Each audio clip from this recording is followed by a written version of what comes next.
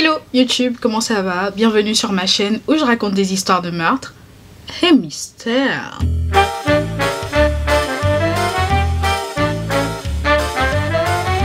Pour les nouveaux venus, bienvenue, je m'appelle Osnel et je suis là tous les mercredis et les samedis pour vous raconter les histoires les plus sordides, les histoires les plus what the fuck qui existent dans ce monde. Alors avant de commencer, petit disclaimer, je tiens à vous rappeler que ce contenu s'adresse à un public averti. Ce contenu est déconseillé au moins de 12 ans. Alors aujourd'hui nous allons parler de Jennifer Pan, une jeune femme qui a organisé le meurtre de ses parents pour hériter en premier lieu de leurs biens, mais surtout pour être libre d'aimer qui elle veut. Alors qui est Jennifer Pan et qu'a-t-elle fait concrètement? Well, let me tell you. Jennifer Pan est née le 17 juin 1986 à Ontario au Canada et elle est la fille de Wei Pan. J'espère que je n'écorche pas, je suis vraiment désolée, mais je le dis tel que je peux.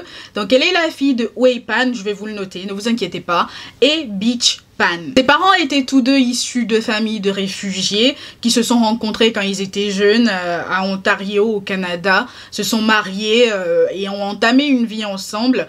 Et au début de cette vie-là, ils ont décidé d'emménager à Scarborough. Suite à leur mariage, ils auront deux enfants, Jennifer et Félix Pan, nés respectivement en 1986 et en 1989. Alors le couple avait des revenus très stables et ils avaient aussi pas mal d'économies, ce qui leur permettait évidemment de financer les activités scolaires de leurs enfants.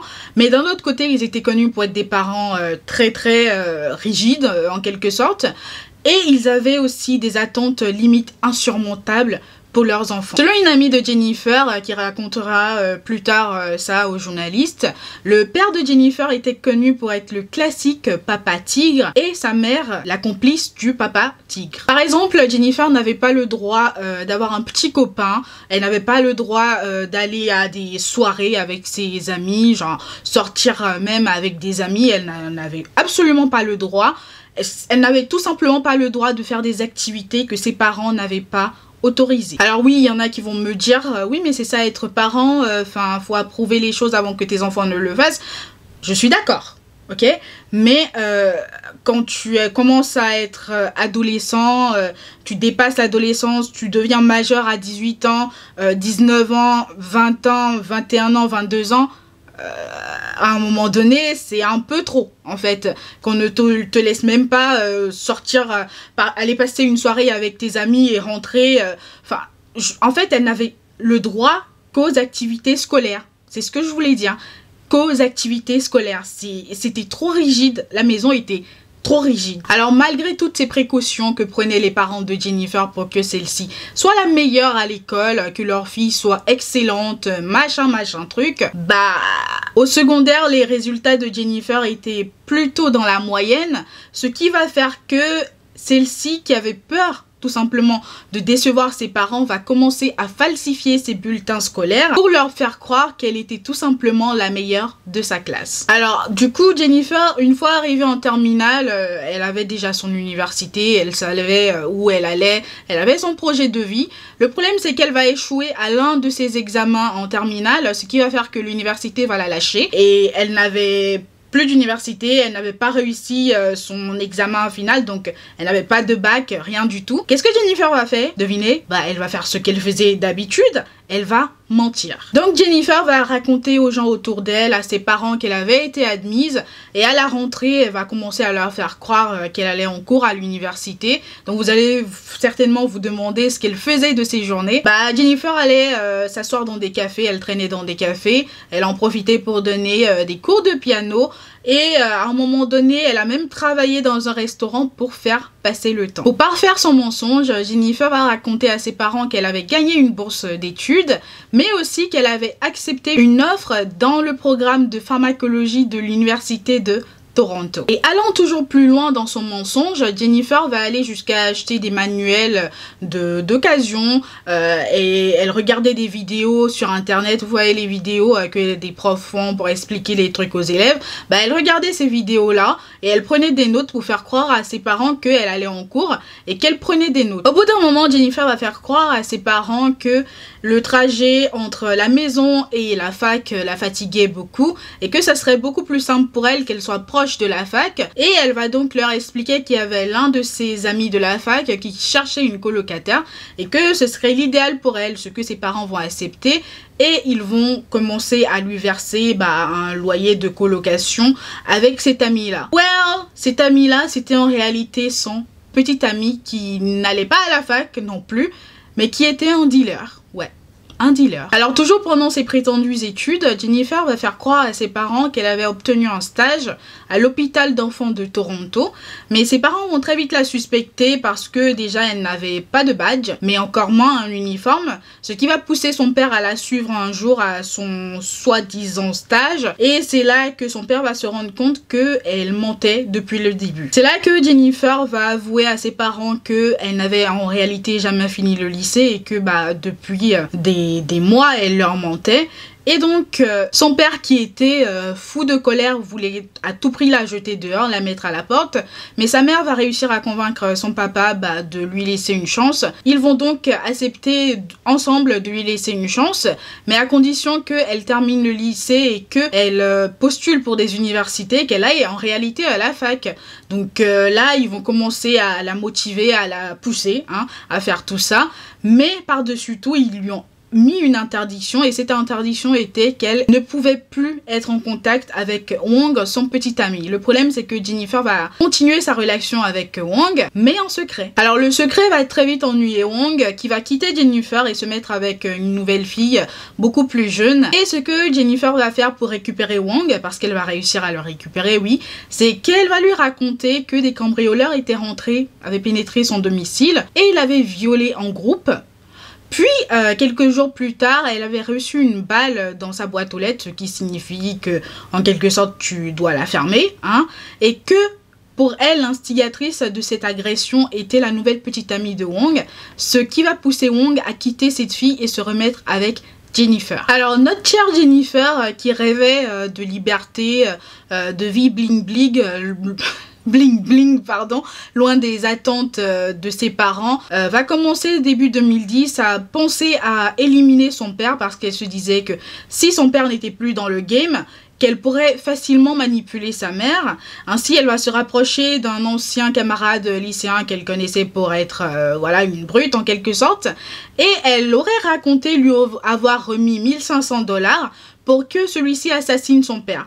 Mais celui-ci va raconter plus tard qu'elle lui aurait remis en réalité 200 $ et qu'il lui avait rendu la somme parce qu'il ne voulait pas tuer quelqu'un. Alors ayant reçu un refus du côté de son ami, Jennifer va se tourner vers son petit ami Wong et les deux vont tout simplement décider ensemble d'engager un tueur à gages pour se débarrasser des deux parents de Jennifer avec une récompense de 10 000 $. Alors il n'est plus question de se débarrasser que du père, mais des deux parents, car ceci allait permettre à Jennifer d'hériter d'une somme de 500 000 $ environ, et elle serait libre en passant de vivre son amour avec Wong. Wong va donc contacter une connaissance à lui. Vous vous rappelez, Wong c'est un dealer. Il va contacter une connaissance à lui qui va les mettre en contact avec un homme du nom de Milva Ganam. Et ensuite, ils vont se mettre d'accord sur les faits, mais aussi sur la date du crime. C'est ainsi que le 8 novembre 2010, Jennifer, sachant que tout le monde était déjà à l'étage, soit couché ou en tout cas dans leur chambre, avant d'aller dans sa chambre pour se préparer à se coucher, etc., elle va déverrouiller la porte d'entrée de son domicile pour que les trois agresseurs puissent entrer plus facilement sans activer l'alarme, donc alerter tout le monde.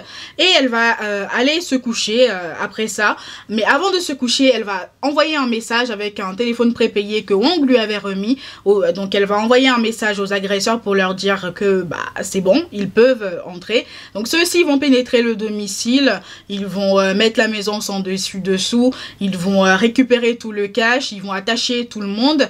Puis, avant de partir, ils vont emmener les parents dans le sous-sol et leur tirer dessus plusieurs fois. Suite à ça, la mère de Jennifer va mourir, suite à ses blessures, mais son père va survivre. Et ça, Jennifer ne le savait pas. Donc, une fois les agresseurs partis, le truc c'est qu'il l'avait attachée de telle sorte que elle pouvait se détacher. Donc elle s'est détachée et ensuite elle a couru dans la rue pour alerter les voisins, pour faire la victime, etc.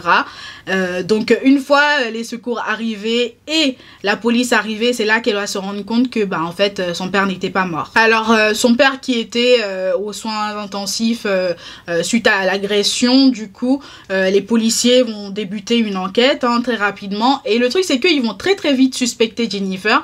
Je ne sais pas pourquoi, mais ils ont eu un hint en fait, ils se sont dit elle cache quelque chose, parce que déjà en fait il y avait beaucoup d'incohérences dans son témoignage, donc ils vont l'interroger plusieurs fois et à un moment donné ils vont se dire on a un shoot avec elle, vas-y on essaye.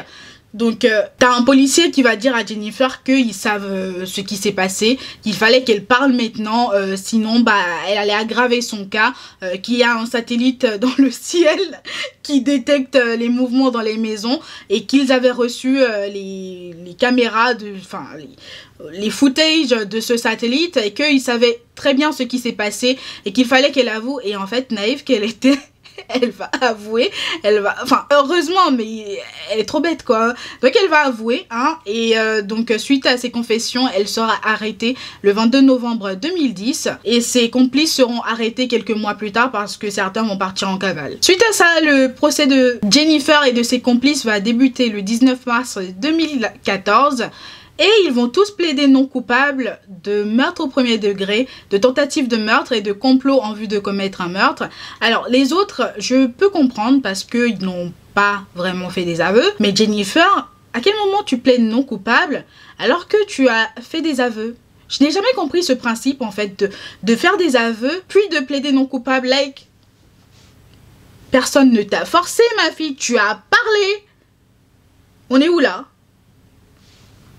Donc bref, ils ont tous plaidé non coupable, ça me scandalise, mais bon, que puis-je faire? Mais le jury s'est dit, nope, like, nope.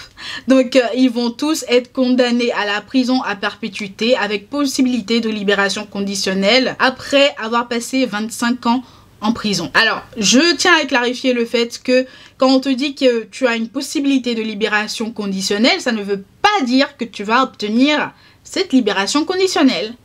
En fait, tu as un comité qui, en quelque sorte, étudie ton dossier.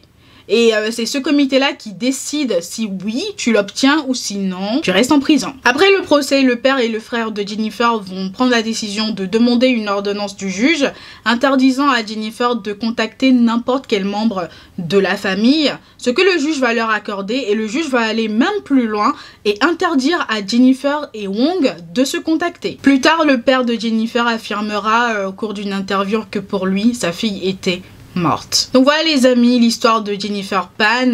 Je ne sais pas ce que vous pensez de cette histoire. Dites-moi en commentaire ce que vous pensez de cette histoire. Personnellement, je pense qu'elle mérite très concrètement hein, ce qu'elle a eu comme peine. Je n'ai absolument pas de pitié pour elle. Enfin, je suis désolée, même si tes parents étaient rigides. Ils ont tout fait en fait pour que tu réussisses. Il y a des enfants je sais pas, quelque part dans le monde qui aimeraient en fait réussir, qu'on les aide tout simplement et qui n'ont pas ça. Donc like, il y a plein d'enfants qui ont eu des parents rigides et qui pourtant s'en sont sortis. Hein. Donc non, je n'ai aucune pitié pour elle. Donc j'espère que cette histoire vous aura plu. On se retrouve une prochaine fois pour une nouvelle histoire. En attendant, je vous souhaite une bonne journée ou une bonne soirée. Portez-vous bien et faites de bons choix. Mouah.